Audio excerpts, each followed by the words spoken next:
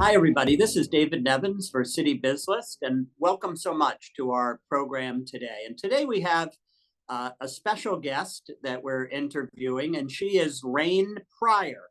And Rain, I'm going to ask you to tell us a little bit about your rather unique background as I guess I'll say, a Jewish woman of color, an artist, a longtime Baltimore resident, and we're really interviewing you because of your new role as co-curator. I want to get the title right. Co-curator of the Healing Bridges Across the Divide exhibit, which comes to the JCC, otherwise known as the Jewish Community Center, this fall. So a lot to grasp there. Rain, welcome to our program. Tell us a little bit again about yourself and about your upcoming exhibit. Well, my name is Rain Pryor, as you said. I grew up Black and Jewish my entire life. It's who I am. It's funny, just got back my DNA test, and I'm 68% Ashkenazi and 26% Nigerian. So it kind of works really well in the balance of things. I after being a resident in Baltimore and also learning a lot about the history between the Black and Jewish community here in the city, as well as what we've been experiencing all over the globe with the rise in anti-Semitism and racism, I thought, what a great idea it would be. And part of my life's work of what I do is to bring Black and Jewish voices and Black and Jewish voices to the forefront, whether it's television, film, and I thought art and poetry have a way of reaching many people at one time and having an avenue to be able to really speak about finding commonality through differences even. And so I approached my ex-mother-in-law, who happens to be a well-known poet, Nefertiti Myrick in Baltimore, as well as an artist, and said, here's what I'd like to do, put artists and poets together. How do I do this? And she helped me out, and I went to one of my cohorts, Barak Harmon from the Greater Baltimore JCC, and said, what do you think if we did this event, And he was like, well, go for it. So between Sarah Shalva, the Schusterman, being a Schusterman Fellow myself, has really allowed me to be able to put this wonderful art and poetry project together, Healing Bridges Across the Divide, Baltimore, the first one, for us to really start opening up further those conversations between the community. So if you don't mind, give us a sneak peek, give us an overview of this upcoming exhibit and what can we expect? So I had the honor and the privilege to, in working with Mama Nefertiti Myrick, to pull together 6 artists and 6 poets that are commissioned.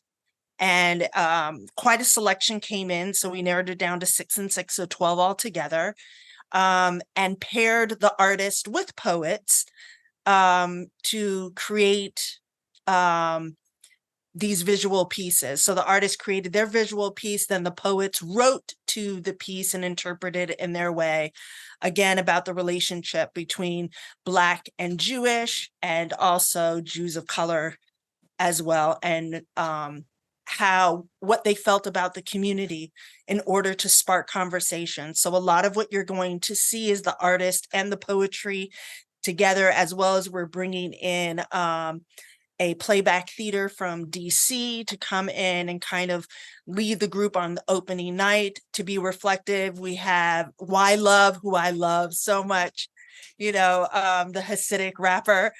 So I'm really looking forward to that. And to really just help, again, to really foster healthy conversation and how to move through it emotionally, if it brings up emotions for people as well. So we tried a real holistic approach to the entire exhibit. Sounds fascinating, and I can't wait to see. How were the artists, I guess, and the poets for that matter, how were they selected? Well, we put out a submission to a couple of artists that we knew here in Baltimore City and the poets as well. And once we got their submissions in, myself and Mama Neff went through them and really broke down who we felt was best, whose art or idea of what they wanted to create or what they wanted to create would really move the piece forward. So here we are with our 6 and 6. So I guess as maybe I'll call you also a community activist to an extent. What do you hope this exhibit helps to accomplish?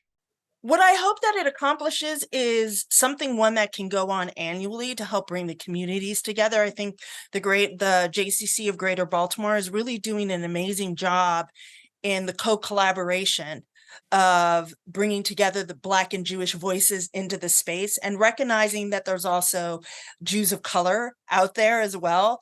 And so I hope this continues that conversation and that we build on that a sense of community that can foster education about anti-Semitism and racism in our city and really help to heal some of that division that took place in the early, late 50s, 1960s.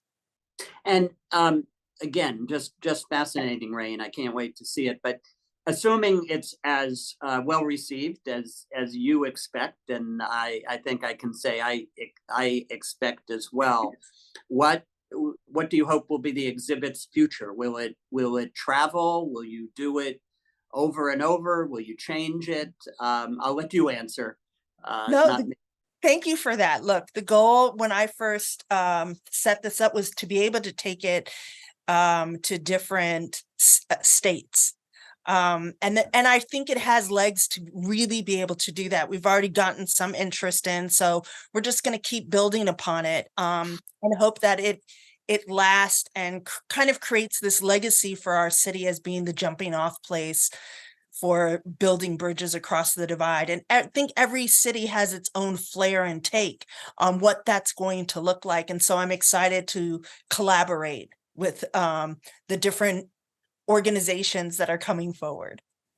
That's wonderful, Rain. So, so that our viewers have a chance to hopefully see it, just remind us or share with us where and how and when do they do that? Oh, that's a great look. Now I'm trying to pull everything up so I can do that part of it. We're gonna be at the JCC of Greater Baltimore in Owens Mills. Right. Our opening night starts on the 26th of October at 7 p.m. There's an opening reception. The event ends around 9 p.m., 9:30 p.m. And then our closing, and it will run from October 26th through December 14th. So everyone who comes to the JCC to visit other shows will see the gallery because that's part of the lobby experience is walking through the gallery. So you'll be able to really see the exhibit and take it in. And the closing event on the 6th will have a wonderful it's almost like a group therapist leading the closing event with any feelings that are left so that we walk away with some sense of hope and really finding that commonality. So if you go to Greater Baltimore JCC, you can sign up to be able to come to the exhibit and the opening. So in that regard, does one need to sign up, or is the admission free of charge? The admission is free of charge. The admission is free of charge. It's if you can sign up just so on certain times, I think they have that the gallery will be open because sometimes the lobby is closed. Any performance that someone had bought a ticket for, they're allowed to go. And at any time there are group experiences that they can have led by people that work for the JCC of Greater Baltimore. Okay, that sounds great, Rain, and we wish you much success. Thank you so much for joining us today to discuss this. I will look forward to seeing you for sure when the exhibit reaches the JCC. And to all of you out there, this is David Nevins for City BizList. Our wonderful guest today has been Rain Pryor.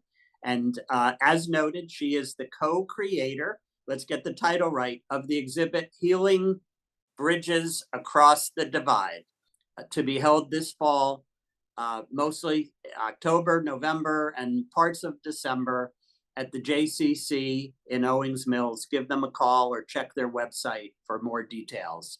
Rain, thank you for joining Thank you us. so And much. thank you for joining us today. This is David Nevins for City Business. Have a great day.